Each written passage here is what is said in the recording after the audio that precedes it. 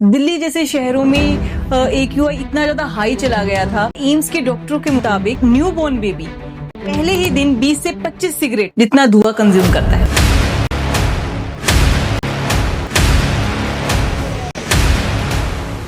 ऐसे तो 1947 में भारत आजाद हो गया था, ये मानते हैं, लेकिन आज गुलामी प्रदूषण की, और प्रदूषण की वजह से लोगों में एक घुटन सी महसूस हो रही है, वो खुल के सांस नहीं ले पा रहे हैं। The air is still toxic.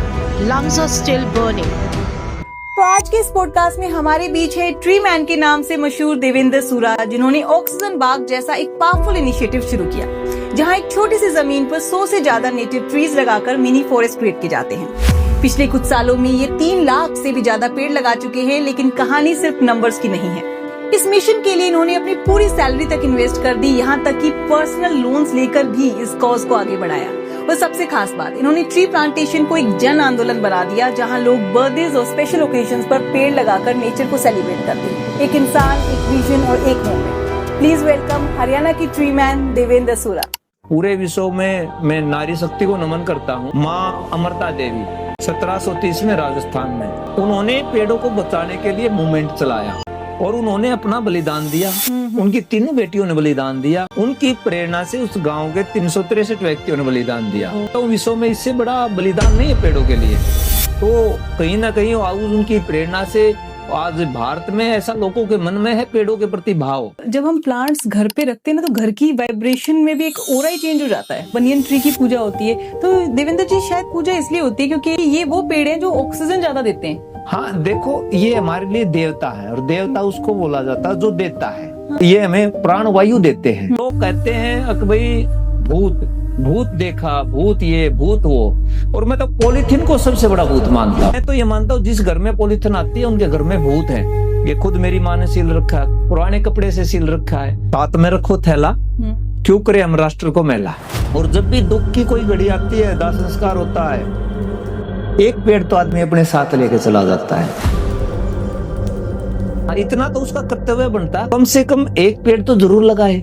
जो उसके ऊपर इस पृथ्वी का, धरती माँ का भार है, उसको तो उतारे।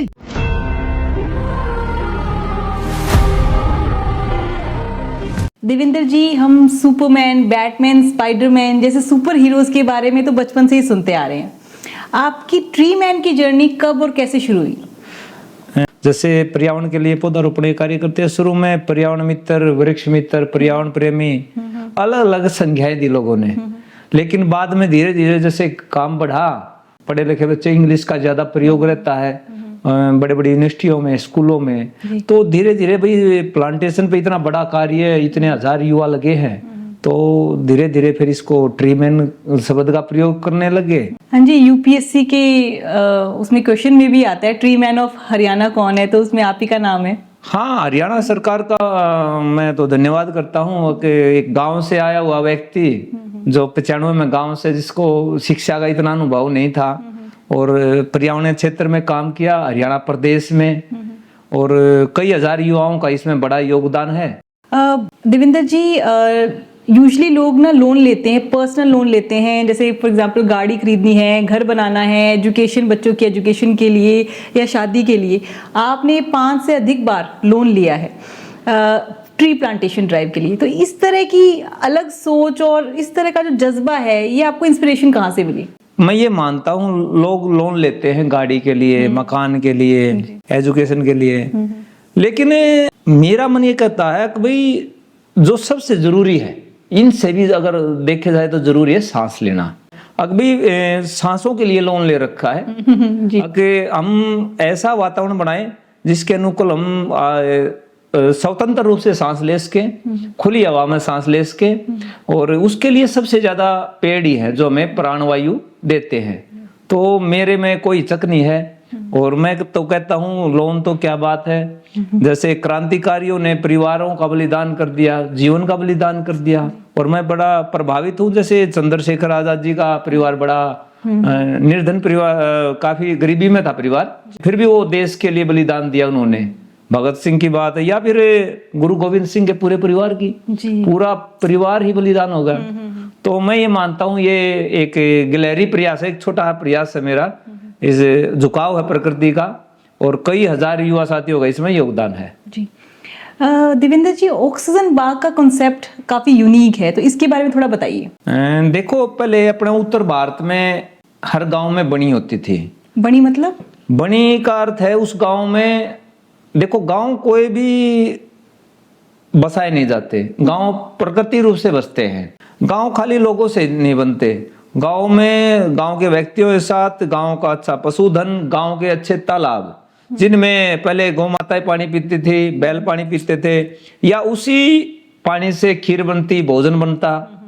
तो उसके साथ में ऐसा वन क्षेत्र होता था जिसमें जो मुख्य जीव जंतु हैं, या जिसमें नेवला है, तीतर है, मोर है, मधुमक्खी है, तितली है, मतलब ये सभी आश्रय रहे। ये भी एक देखो सभी जीव जंतुओं को, और उसमें झाड़ी वाले जो जैसे जाटी है, जाड़ है, कैर है, हीस है, मतलब केंदू है, जो प्राचीन पेड़ है, मतलब ऐसी ऐसी वनस्पतियां उगती थी जिससे उनको आश्रय मिलता था, और इन सब को मिला के ही गांव बनता था। लेकिन एक ऐसा पता नहीं क्या दूरी बनी लोगों की, को सब वन क्षेत्र नष्ट कर दिया। वो तालाब तालाब नहीं रहे, तो गांव गांव नहीं रहे। और फिर हमने देखा विश्व में कोरोना जैसी एक महामारी आई जिससे लोगों की चेतना जगी, प्रकृति तरफ झुकाव बना। लोगों ने देखा अगर पर्यावरण नहीं है, प्रकृति नहीं है, तो कुछ भी नहीं है। लोग गाड़ी, मकान, पैसा सब कुछ भूल गए थे। सही कह रहे हैं आप। तो लोगों की चेतना प्रकृति के प्रति थी, और हम पहले से ही काम कर रहे थे। तो हमने देखा भी कोई ऐसा मुहिम लेकर आए जिससे लोगों का और ज्यादा भाव बढ़े। गाँव कोरोना जैसी महामारी तो चली जाएगी, लेकिन लोगों का भाव लगातार प्रकृति से जुड़ा रहे। तो कुछ युवा साथियों का विचार हुआ और हमने ऑक्सीजन बाग शब्द नाम दिया, क्योंकि ऑक्सीजन की सबसे ज्यादा, कोविड में ऑक्सीजन की कमी थी। हाँ, ऑक्सीजन की कमी थी और लोगों का झुकाव ऑक्सीजन पे था। और ऑक्सीजन बाग ऐसा बाग होता है जिसमें ज्यादा मात्रा में ऑक्सीजन देने वाले पेड़ होते हैं। अच्छा, जैसे कि बरगद, पीपल, नीम, और औषधीय हरड़, बेड़ा, आवड़ा, अर्जुन। और ऐसे पेड़ भी हैं जैसे पक्षी ज्यादा खुश होके खाते हैं, जैसे गुल्लर का पेड़ है, या पहले पत्तल वगैरह अपनी हम खाना खाते थे, पत्तों की पत्तल होती थी तो ढाक का पेड़ से बनती थी। मतलब उन पेड़ों को बढ़ावा दिया गया जिससे दोबारा से मतलब जीव जंतुओं का आश्रय बने, ज्यादा ऑक्सीजन दे, मतलब प्लास्टिक का समाधान हो। मतलब इस तरह गांव गांव दोबारा से मातृशक्ति बहनें, पूरे गांव वासियों ने बढ़ चढ़कर भाग लिया, और कई कई हजार लोगों ने इसमें भाग लिया, और गांव गांव इस तरह के ऑक्सीजन बाग बनने लगे। देवेंद्र जी, ऑक्सीजन बाग एक अलग कॉन्सेप्ट है, और ऑक्सीजन गार्डन और ऑक्सीजन वैन के बारे में भी मैं पढ़ रही थी, तो इनमें क्या डिफरेंस है? देखो, गार्डन तो वो ऐसे बोल सकते हैं जैसे गार्डन हो गया एक किसी कॉलोनी के बीच में। अच्छा। और ऑक्सीजन बाग हो गया मतलब एक तरह से फॉरेस्ट लैंड। अच्छा, मतलब ऑक्सीजन बाग जो बड़े एरिया को बोलेंगे, ऑक्सीजन गार्डन फिर थोड़ा छोटा एरिया, और ऑक्सीजन वैन और भी छोटा एरिया। हाँ, और छोटा एरिया। और ऑक्सीजन बाग में तो ऐसे मुख्य जीव जंतु, मतलब पूरा प्रकृति के प्रति पूरा इकोसिस्टम उसमें, इकोसिस्टम पूरा होगा। जी देवेंद्र जी, अभी AQI की आप न्यूज सुन ही रहे थे कि कितनी हवा की क्वालिटी कितनी बेकार हो गई थी। दिल्ली जैसे शहरों में AQI इतना ज्यादा हाई चला गया था, और एम्स के डॉक्टरों के मुताबिक न्यूबॉर्न बेबी पहले ही दिन 20 से 25 सिगरेट जितना धुआं कंज्यूम करता है। तो आपको लगता है कि सिर्फ ट्री प्लांटेशन ही काफी है? सही बात कही आपने। अगर हम आज पेड़ लगाएंगे तो उसको बड़ा होने में कम से कम 10 साल लग जाएंगे। जी जी। और प्रदूषण बहुत ज्यादा बढ़ जाएगा, स्पीड से बढ़ रहा है। तो इससे का सबसे बड़ा समाधान है व्यक्तियों की चेतना में जागरूकता है। मैं पीछे एक पुस्तक पढ़ रहा था, उसका नाम था प्रकृति। मैंने सोचा पेड़ पौधे पहाड़ नदी होगा, लेकिन वो मिली मनुष्य की प्रकृति। अच्छा, अगर मनुष्य की प्रकृति ठीक है तो बहुत कुछ ठीक है। तो व्यक्ति जो दिनचर्या अपना प्रतिदिन काम करता है उसमें वो पॉलीथीन का प्रयोग कितना करता है या साइकिल का प्रयोग कितना करता है, दिनचर्या में अगर वो अपना पर्यावरण के अनुकूल जीवन जीता है तो कहीं ना कहीं मैं कहता हूँ इसे प्रदूषण का समाधान है। वैसे तो 1947 में भारत आजाद हो गया था, ये मानते हैं हम, लेकिन आज गुलामी प्रदूषण की। आपने बताया इतना प्रदूषण है, तो सबसे बड़े गुलाम है प्रदूषण के। प्रदूषण की वजह से स्कूल बंद हो रहे हैं, ऑफिस बंद हो रहे हैं गवर्नमेंट के, और प्रदूषण की वजह से लोगों में एक घुटन सी महसूस हो रही है, वो खुल के सांस नहीं ले पा रहे हैं। और इसके लिए सबसे बड़े जिम्मेदार लोगों की जीवन शैली है।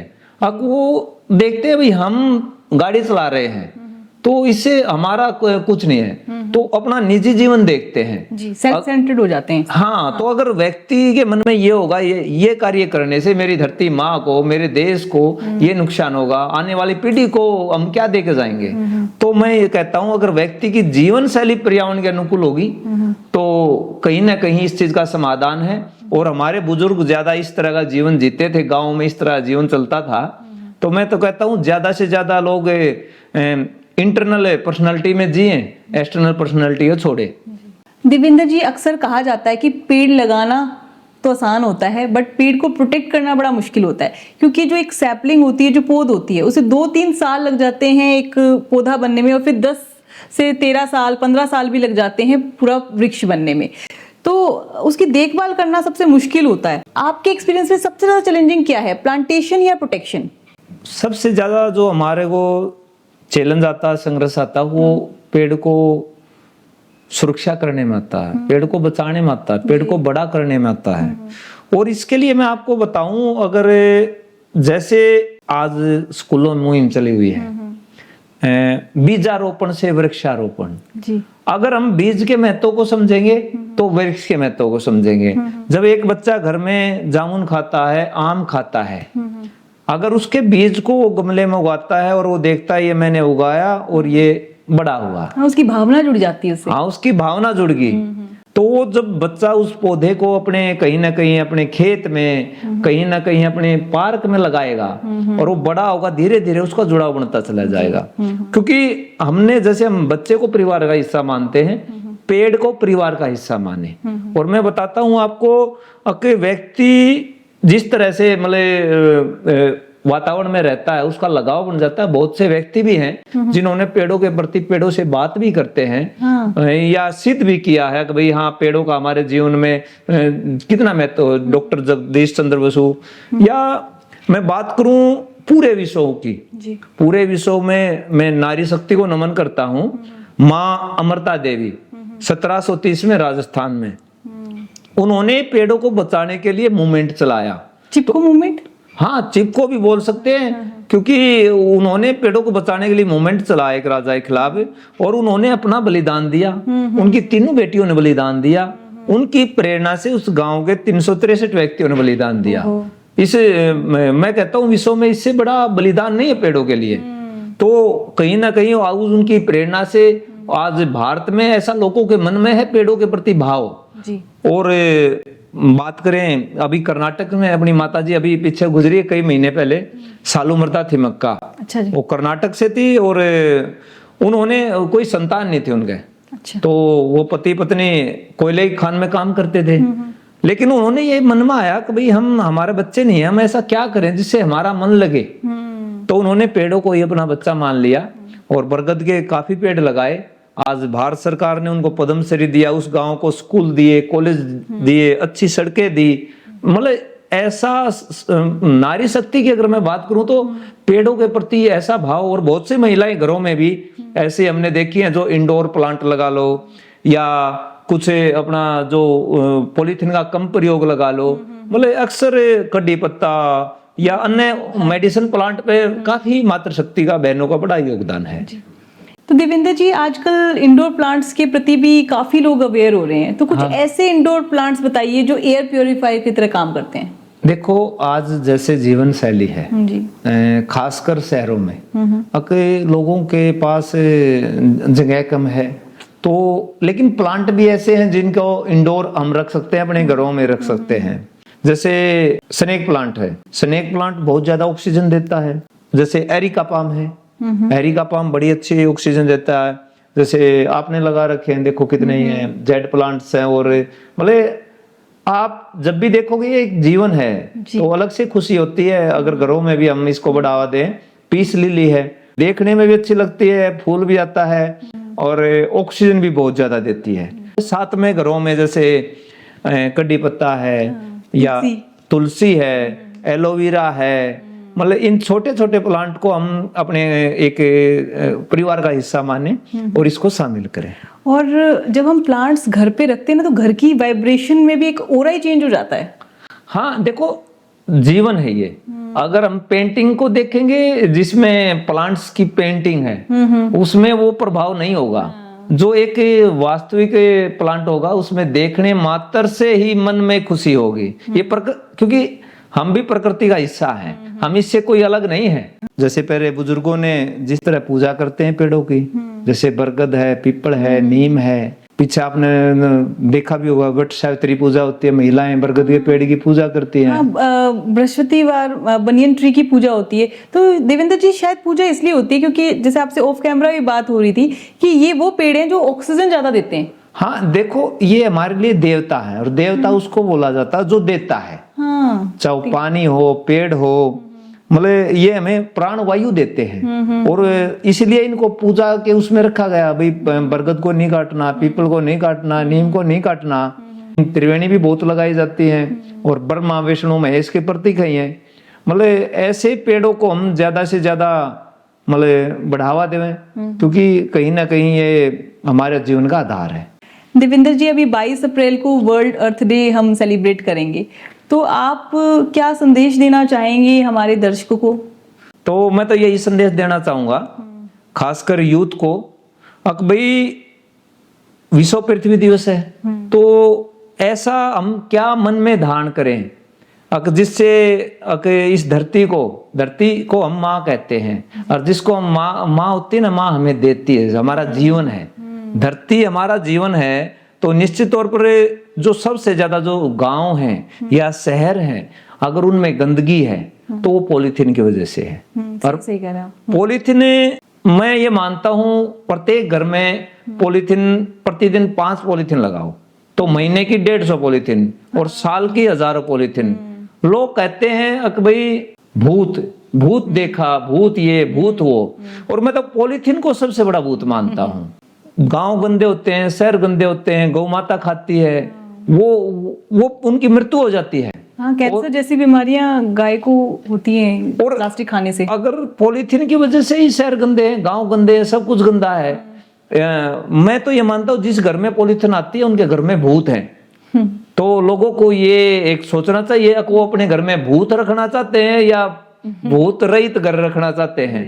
और साथ में अपने जन्मदिन पे पौधारोपण करें, और इस तरह के अपने दिनचर्या में शामिल करें। अगर ज्यादा कपड़े या थैले का प्रयोग करें, ये खुद मेरी माँ ने सील रखा है, पुराने कपड़े से सील रखा है। और पहले हमारी माताएं बुजुर्ग थैले यूज करते थे। जी। और कोई भी मतलब फल लेना है, सब्जी लेनी है, तो कपड़े का थैले का प्रयोग करें। कहीं ना कहीं इसमें हमारा गौरव है। कपड़े के थैलों का जो ज्यादा, मेरे 2 साथी हुए थे जर्मनी से आए हुए थे, वो खुद वहां से 2 कपड़े थैले लाए हुए थे। तब भी मार्केट में फल वगैरह खरीदने जाते चंडीगढ़ में, तो वो थैला निकालते। मैंने बोला आप ये, बोला नहीं ये उधर हम प्रयोग करते हैं। तो देखो कितनी बड़ी अवेयरनेस है। और हमारे बुजुर्गों से भी हमें यही सीख मिलती है, पुराने कपड़ों से अपने थैले बनाएं और उनका घरों में प्रयोग करें, और अपने घर से भूत को बाहर भगाएं। जी। जैसे कि कोई अगर सब्जी बेचने भी आ रहा है, घर के सामने आ रहा है, तो हम उस बास्केट में घर ले जाएं सब्जी, क्यों हम उस प्लास्टिक के बैग में लेके जाएं? तो यूजुअली लोग क्या करते हैं, प्लास्टिक में ही ले जाते हैं, और फिर वो प्लास्टिक सोचते हैं कि उसमें कुछ कूड़ा कचरा फेंक देंगे और वही फिर गाय खा लेती है। मैं तो देखो बड़ा गर्व महसूस करता हूँ बहन जी, साथ में रखो थैला, क्यों करे हम राष्ट्र को मैला। और कहीं ना कहीं इस धरती माँ को दोबारा से ऐसा हरा भरा बनाए। मतलब वास्तविक रूप से विश्व पृथ्वी देश मनाना चाहते हैं तो अपने जीवन से इस पॉलीथीन को हटाएं। और जब भी दुख की कोई घड़ी आती है, दाह संस्कार होता है, एक पेड़ तो आदमी अपने साथ लेके चला जाता है, जो लकड़ियों में, जो शमशान घाट में। हाँ, इतना तो उसका कर्तव्य बनता है। कम से कम बहुत से ऐसे लाखों व्यक्ति होंगे जिन्होंने एक पेड़ भी नहीं लगाया होगा, तो कम से कम एक पेड़ तो जरूर लगाए। जो उसके ऊपर इस पृथ्वी का, धरती माँ का भार है, उसको तो उतारे। और इतना भार को उतारने के लिए कम से कम मैं तो ये कहूंगा, एक पेड़ नहीं, अपने जन्मदिन पर एक पेड़ जरूर लाए हर वर्ष, हर साल। और भारत सरकार ने भी अभी लोगों को जागरूक करने के लिए पीछे एक पेड़ माँ के नाम अभियान चलाया। ये क्या है अभियान है? देखो, हमारा भाव होता है पेड़ के प्रकृति के प्रति। इस धरती को माँ मानते हैं, प्रकृति को माँ मानते हैं। तो ऐसे ही मतलब भारत सरकार ने लोगों को जागरूक करने के लिए मुहिम चलाई है, अभी एक पेड़ माँ के नाम। देश के प्रधानमंत्री ने भी मतलब अलग अलग प्रदेशों में जाके इस मुहिम को बढ़ावा दिया है। मतलब ज्यादा से ज्यादा अगर हम पेड़ को माँ के रूप में मानेंगे, अपने परिवार का हिस्सा मानेंगे, तो निश्चित तौर पर जो ये बहुत सी बीमारियां हैं, मानसिक तनाव की बीमारियां हैं, या जो प्रदूषण जैसी समस्या है, तो इनका समाधान कहीं ना कहीं प्रकृति में ही है। आपसे बात करते करते एक मुझे भी बात याद आई, एक ट्री मेडिटेशन भी होती है जिसमें ट्री को हग किया जाता है। आजकल ये भी एक बड़ा कंसेप्ट चल रहा है। आज सुबह ही मैं रनिंग करने गया हुआ था और हमने लगभग 10 साल पहले 200 बुजुर्गों को इकट्ठा किया था और उनके नाम पे बरगद, पीपल, नीम के पेड़ लगाए थे। और सुबह सुबह मैं एक बरगद के पेड़ को देख रहा था। खुद मैंने उससे ऐसा महसूस किया, उससे अपना कोड़ी भर के हाँ ये अपने परिवार का हिस्सा है। मतलब इतनी खुशी हुई। और मैं तो ये कहूँगा कि जो ये थेरेपी है, ये भी जो लोग कहीं ना कहीं कंक्रीट में ही रहते हैं, मतलब ऐसा विचार रहता है उनका, तो मैं तो कहूँगा वो कुछ समय प्रकृति को दें, पैदल चलें, पेड़ों के साथ रहें, उनका अनुभव करें, पक्षियों को देखें, क्योंकि पक्षी कभी भी कोई भी नुकसान नहीं करता इस धरती माँ को। तो मैं कहता हूँ ज्यादा से ज्यादा पेड़ों को, उनके फूलों को देखें, उनको देख के जो जो नई नई पत्तियां निकलती हैं उनको देख के उनकी खुशी को अनुभव करो। क्योंकि जो ये बीमारियां, इतनी बड़ी बड़ी बीमारियां हैं, उनका समाधान हॉस्पिटलों में नहीं है, उनका समाधान प्रकृति में है। जी। एक रिसर्च भी मुझे आपसे बात करते हुए याद आ रही है। एक कोर्टिसोल नाम का एक हार्मोन होता है जो बेसिकली एक हम इसे बैड हार्मोन कह सकते हैं। तो वो उसकी मात्रा काफी कम हो जाती है जब हम प्रकृति के बीच में बैठते हैं। मतलब अगर हम सिर्फ एक बहती हुई नदी को देखें या जस्ट पेड़ को ही निहारें, तो उससे भी हमारा कोर्टिसोल हार्मोन, जो कि एक जिससे स्ट्रेस हार्मोन कहते हैं, उसकी मात्रा काफी कम हो जाती है। देखो, अपने संस्कृति में ये भी है, जो जितने भी साधु संत हैं वो तपस्या करते हैं। वो पेड़ के नीचे ही करते हुए देखे गए हैं। वो ज्यादातर जंगलों में तपस्या करते हैं। बड़े बड़े बरगद, पीपल के पेड़, या गौतम बुद्ध की बात करें, बोध गया में वो पीपल के पेड़ के नीचे, मतलब मैं ये मानता हूँ उसमें एक विशेषता भी है। गर्मी में पीपल के पेड़ के नीचे या बरगद के पेड़ के नीचे ठंडक होती है और सर्दी में गर्मी का एहसास होता है। अच्छा। तो कहीं ना कहीं वो प्रकृति ने ऐसा वरदान है, तो लोग दोबारा से, मतलब मैं कहता हूँ लोग इनसे जुड़े। जैसे हरियाणा में पीछे हरियाणा सरकार ने एक मुहिम चलाई है जिसमें पेड़ों की पेंशन। अच्छा। व्यक्तियों की पेंशन तो सुना था, हाँ। लेकिन उन्होंने पेड़ों की पेंशन, जिन पेड़ों की आयु 100 वर्ष से ज्यादा है, उन चाहे वो पेड़ व्यक्ति की जमीन में है चाहे सार्वजनिक, अगर सार्वजनिक स्थान पे तो सरपंच से पंचायत के खाते में जाएगा। अच्छा। अगर पर्सनल किसी किसान के खेत में है तो वो कहीं ना कहीं किसान के खाते में जाएगा। तो मैं तो ये कहूंगा आपके चैनल के माध्यम से कि किसानों में भी एक बड़ी जागरूकता है विषय पर। देखो, किसान एक हम सभी के लिए अन्न का अन्नदाता है। बिल्कुल।